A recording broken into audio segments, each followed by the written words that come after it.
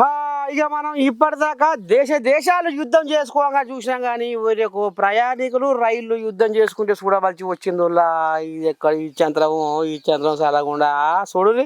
ఏలేవానికి ఎద్దు పోతేనేమి, కాసేవానికి కన్ను పోతేనేమి అన్నట్టు రైళ్లకు మాత్రం జొర్రేది.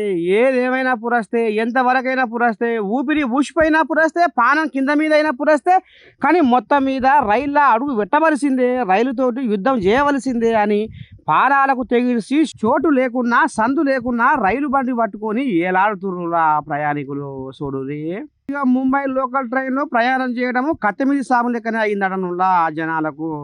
ఇక ట్రైన్‌లో సీటు దొరకడం దేవుడెరుగు గానీ, రైలు లోపలికి ఎళ్ళేందుకు యుద్ధాలు చేస్తుర్రుల్లా ఆ జనాలు. ఎప్పుడు రద్దీగా ఉండే థానే స్టేషన్‌లో పాపం తొక్కిసలాటలో కొంతమంది మహిళలు కింద పడితే అయ్యో! పాపం తోటోళ్ళు వచ్చి కాపాడిరటనుల్లా. లేకపోతే ఎంతమంది బొక్కలు బొందల కలవవలసొచ్చునోనుల్లా. ఇక మరి దీని మీద మరి ప్రభుత్వం ఏ రకంగా స్పందిస్తదో, ఎట్ట చేస్తదో గానీ, మొత్తానికైతే ప్రయాణికులకు మేలు జరగాలని మేము కోరుకుంటున్నాముల్లా మన తెలంగాణ టీవీ తరపున.